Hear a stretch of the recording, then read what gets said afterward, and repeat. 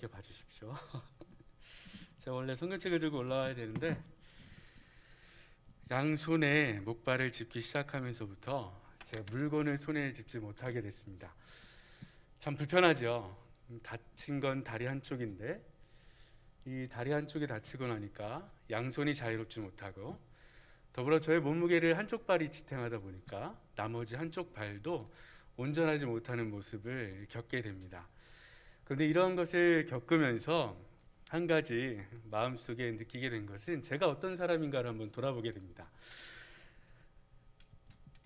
그래도 목사라는 직업을 가지고 사람들을 대할 때 제가 이번 기회를 더불어 잘 못하는 것 중에 하나는 사람들에게 도움을 요청하는 일을 잘 못하고 있구나라는 것을 생각하게 됐습니다. 병원에 입원을 해서 식사를 가져다 주잖아요. 그러면 제 침대에 식판은 가져다 줘요.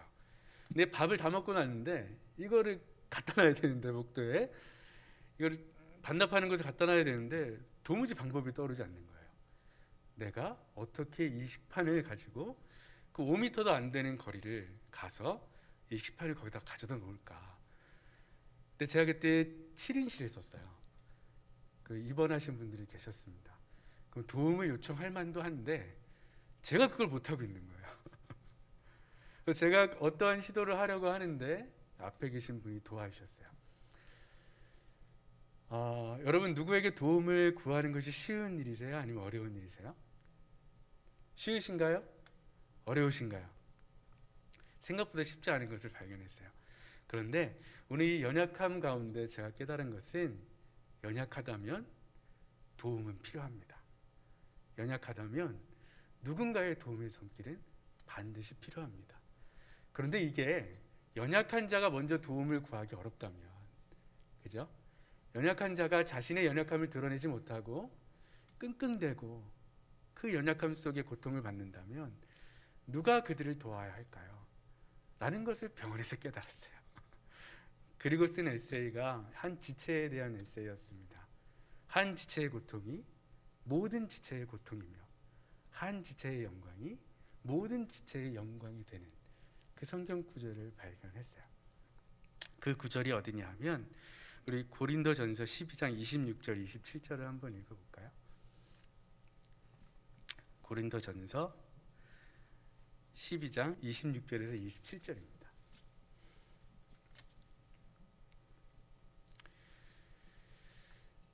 우리 화면에도 떴으니까요. 감사합니다. 미리 말씀을 못 드렸는데 함께 읽어보겠습니다. 시작.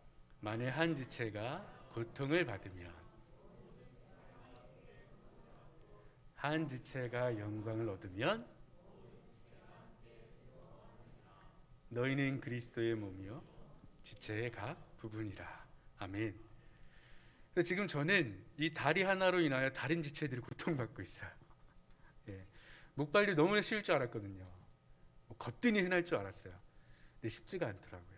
이 손바닥이 너무 아프고 그것을 또 손바닥이 아프다고 몸에 지탱을 하면 양쪽 구석이 너무 또 아파요.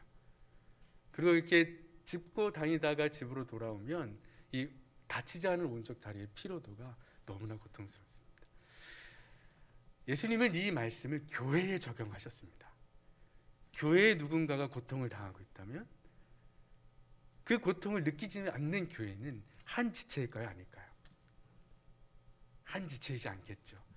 그래서 이 교회 공동체 안에 누군가가 고통을 당한다면 우리 모두의 고통이 되어야 하는 겁니다.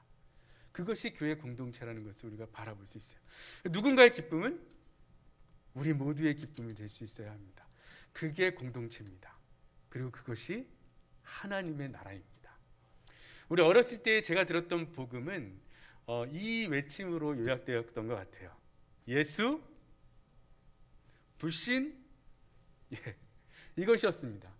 그래서 저도 어렸을 때 가지고 있던 하늘나라 천국과 지옥에 대한 개념은 우리가 죽으면 도착하는 곳, 그 이상은 아니었어요.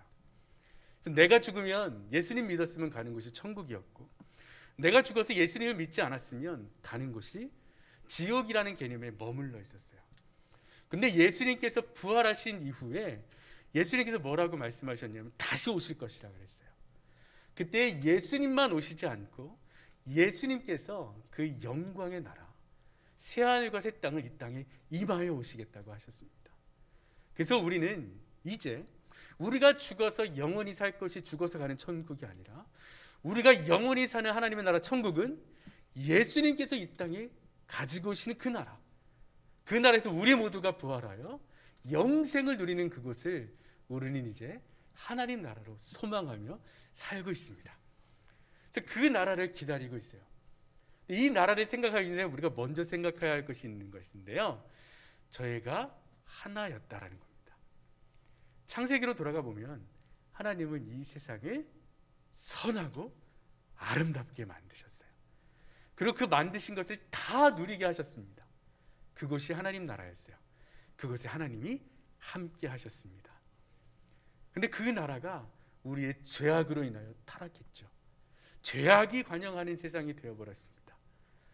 선한 것이라고는 찾아볼 수 없는 것, 그곳에 하나님의 심판이 들어오기 시작했습니다. 오늘 말씀의 첫 구절을 한번 살펴볼까요? 마태복음 25장 31절입니다. 함께 읽어보겠습니다. 시작.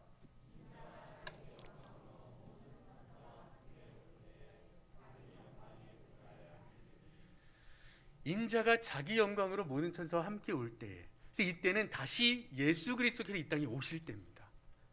그때에 어떤 일이 일어나냐 하면 비유가 시작되는데 왼편과 오른편으로 사람이 갈라져서 모이게 하시는 예수님의 모습을 보게 됩니다.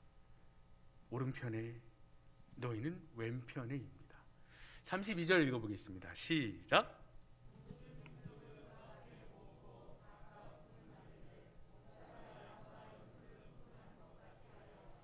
구분하심이 일어나는데 그 구분하심을 목자가 양과 염소를 구분하는 것 같이 구분할 거다라고 되어 있어요. 명확히 구분될 겁니다. 양과 염소가 똑같을 수 없잖아요. 우리가 목자가 아니어도 양과 염소는 구분할 줄 압니다. 직접 기르지 않았어도 우리는 양과 염소를 구분할 줄 알아요. 반드시 구분되는 것을 명시하시는데 33절입니다. 함께 읽겠습니다.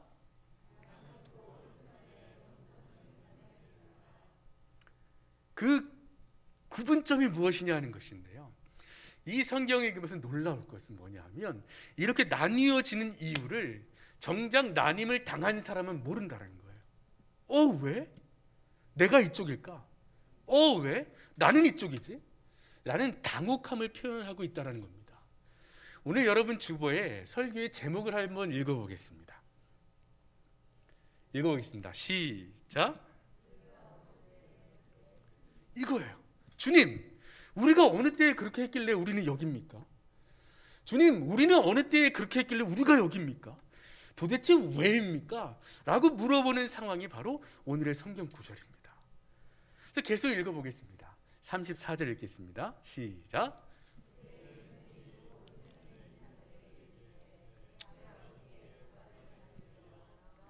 창세로부터 너희를 위하여 예비된 나라를 상속받으라. 오른편에 있는 자들에게서 예수님은 너희들에게 예비했던 하나님의 나라를 상속받으라. 이제 너희는 하나님 나라에서 영원히 살 것이다. 왜냐? 35절 읽어볼까요? 시작.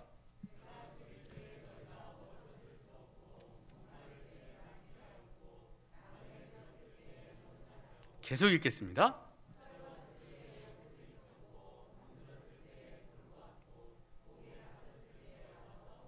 37절입니다.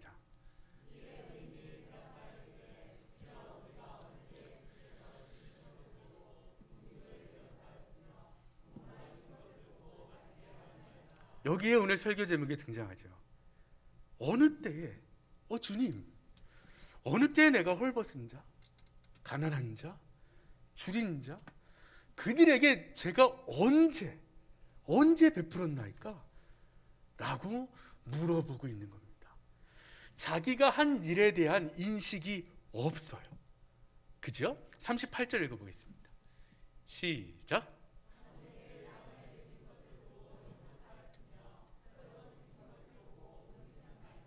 계속 읽겠습니다.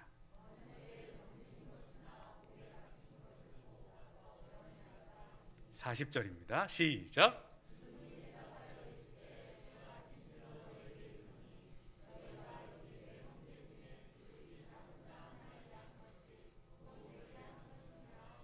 아멘. 주여, 어느 때에 제가 그랬습니까? 내 지체들을 돌아보아라. 내 옆에 있는 지체 중에 가난한 자가 있지 않았느냐?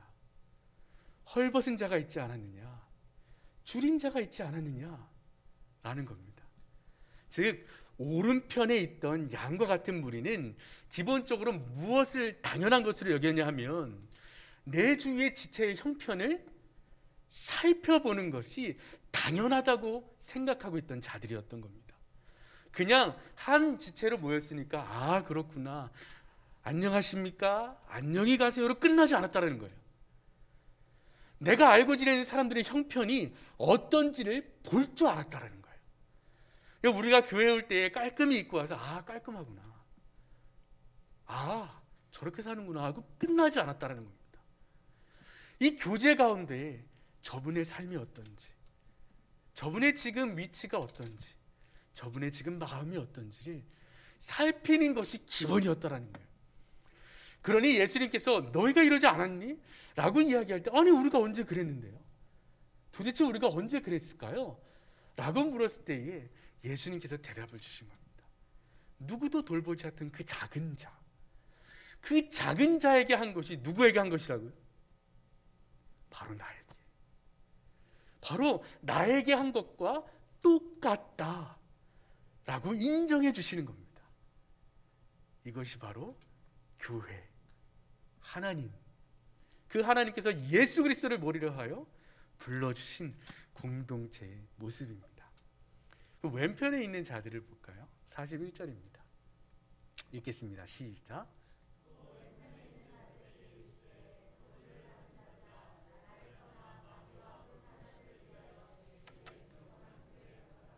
아멘. 영원한 불에 들어가라 입니다. 오히려 그들은 반문합니다. 아, 저 양쪽에 있던, 오른쪽에 있는 자들은 누구한테 베풀었는지도 모르고 있는데, 아니, 우리는 그것도 아닙니다, 주님. 했잖아요. 언제 내가 안 한 적 있습니까? 그거 저 했잖아요. 그런데 저는 왜 한지도 안 한지도 모르는 저들과 섞이지 않고 이쪽 영원한 불 쪽에 있어요? 라고 되묻는 겁니다. 그런데 예수님이 보시기에는 아니었던 거예요. 이 대표적인 자들이 성경 속의 바리새인 자들입니다. 외식하는 자들.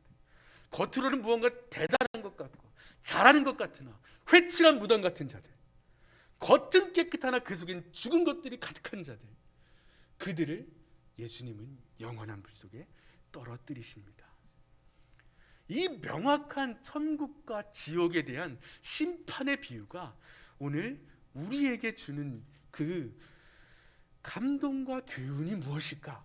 라는 것을 돌아보길 원합니다. 처음에 저는 저의 연약함으로 시작하였습니다. 정말 도움이 필요합니다. 도움이 없으면 어떻게 할 수가 없어요. 만약에 제가 혼자라고 생각해 보십시오. 일을 하겠습니까? 밥을 짓겠습니까? 뭘 하겠습니까? 근데 제가 교회에 나와 그냥 아무 말도 없이 너무 죄송스럽고 미안해서 예배만 드리고 가는데 결국엔 아무도 저에게 관심을 기울이지 않는다면 저의 마음이 어떨까요? 가끔 제가 서운할 때가 있어요. 알아서 해주고 싶을 때. 집에 이렇게 있잖아요. 그러면 말하지 않아도 뭔가 제 아내니까 그래도 몇 년을 함께 했는데 알아서 해주지 않을까라는 마음이 들 때가 있어요.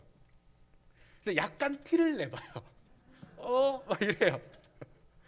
그런데 그걸 눈치채지 못하잖아요. 은근히 서운합니다. 아, 그래도 내가 이러고 있는데 이거 하나 눈치 못 채주나? 이거 하나 먼저 못 해주나? 꼭 내가 말을 해야 하나? 이런 마음이 들 때가 있어요. 네, 귀를 닫으세요. 그럴 때가 있어요.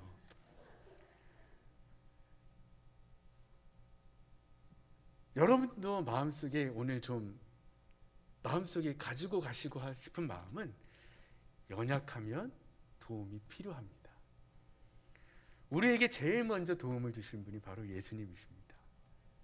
우리의 연약함을 그대로 받으시고 우리에게 우리의 연약함 가운데 강함을 드러내시는 주님을 만났습니다.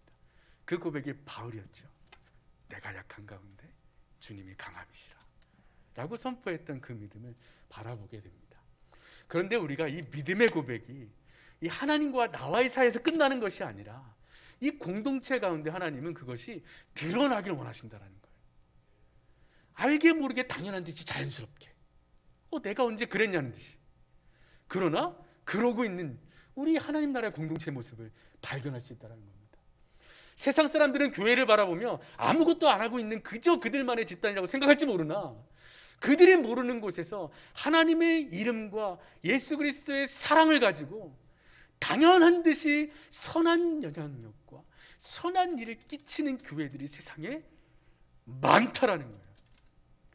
제가 제일 싫어하는 게 일반화의 오류입니다. 교회? 그거 다 그런 거 아니야? 다 일반화 시켜버려요. 그냥 그 교회가 나쁘면 모든 교회가 나쁜 거예요. 이게 일반화입니다. 일반화 시켜버려요. 그러나 아직 그들은 몰라요. 나중에 깨닫게 되겠죠. 예수 그리스도께서 이 땅에 오실 때, 양편으로 나눌 때 예수 그리스도께서 영원한 나라를 상속하여 줄 그 사람들이 작은 자들에게 베풀었던 그 놀라운 사랑의 모습을 이 억울함과 일감 속에 고통 속에 떨고 있는 자들이 그제서야 발견하게 될 겁니다. 그래서 우리는 감당할 수 있어야 합니다. 드러나지 않는데도 열심히 우리가 하고 있는 우리의 모습을 자랑스러워 하실 줄 알아야 합니다. 가슴에 손을 올리십시오. 나는 잘하고 있다. 정말 잘하고 있다. 우리 교회 따라하십시오. 우리 교회 잘하고 있다. 아멘. 사실 저도 이번에 연약할 때 많은 분들의 도움을 받았습니다. 알게 모르게 여기저기서 많은 사랑을 받았습니다. 얼마나 감사한지 모릅니다. 저희 교회를 살피십시오. 저희 교회가 하고 있는 일들, 선교회들이 하고 있는 일들, 이젠 여러분 자연스럽지 않으세요? 저야 여기 온 지 1년이 안 됐으니까 이야 하고 있는지 몰라도 여러분들은 오랫동안 해오시던 일이니까 그냥 당연히 하는 줄로 여겨지지 않으세요? 예수님은 그걸 보신다는 겁니다. 당연한 듯이 하고 있던 일들, 하나님께서 기뻐하시는 일들, 그 일들은 여러분들은 이미 잘 감당하고 계신 거예요. 그 예수 그리스도께서 오실 때 여러분들 이렇게 외치지 않을까요?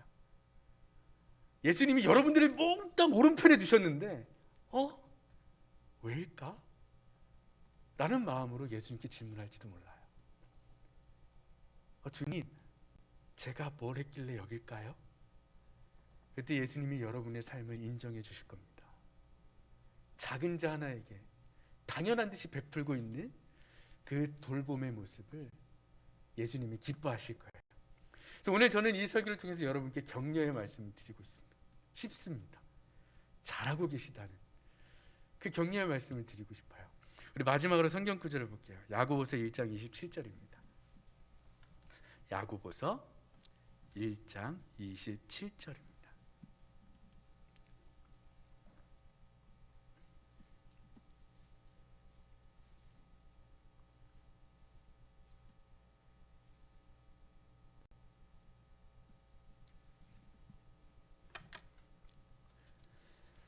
야고보서 1장 27절 함께 읽겠습니다. 시작.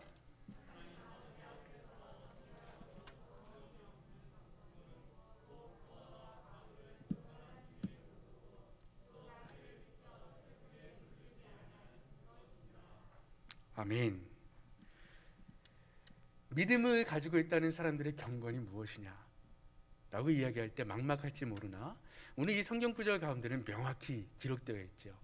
너희 하나님 아버지 앞에서 정결하고 더러움이 없는 경건은, 우리가 이 삶에서 나타내야 될 경건은 무엇이냐? 곧 고아와 과부를 그 환난 중에 돌보는 일이 포함되어 있다는 겁니다.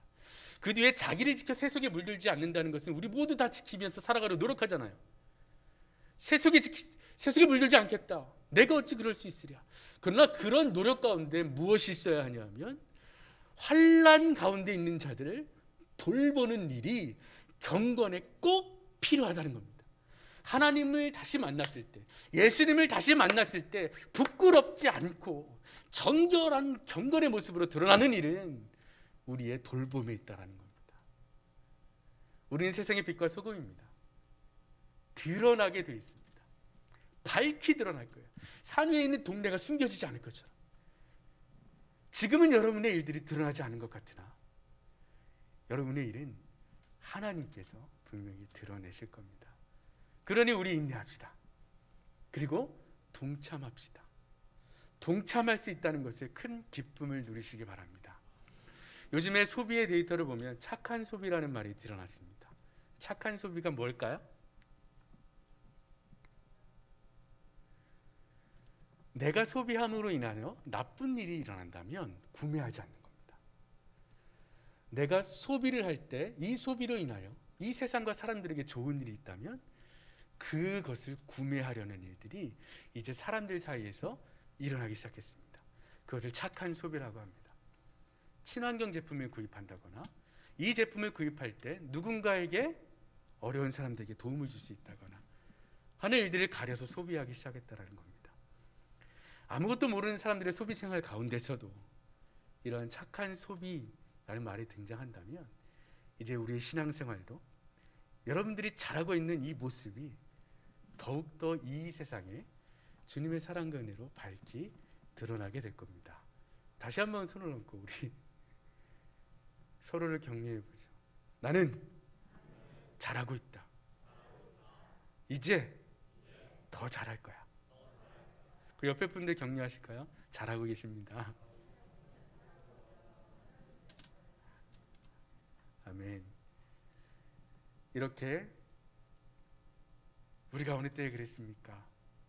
라고 묻는 신앙의 겸손이 예수님을 만날 그때 저와 여러분에게 나타날 수 있기를 주님의 이름으로 축원합니다. 기도하겠습니다. 전능하신 하나님 감사합니다. 우리 중앙교회에 주님의 사랑을 허락하여 주셔서 그리고 그 사랑에 동참하려는 성도분들을 모아주셔서 주님께서 돌보라고 하신 자들을 돌보게 하신 사역이 넘쳐나게 하시니 감사합니다. 또한 주님의 이름으로 나가 목숨을 다하여 주님의 이름을 선포하는 선교사님들을 돕게 하시니 더욱더 감사합니다. 우리의 삶의 형편이 어려울지라도 주님 함께하는 지체들을 우리가 돌보게 하여 주시며 그것 또한 우리의 기쁨이 될 수 있도록 더욱더 사랑과 은혜를 더하여 주시옵소서. 모든 걸 주님께 맡기며 우리 주 예수 그리스도의 이름으로 기도합니다. 아멘.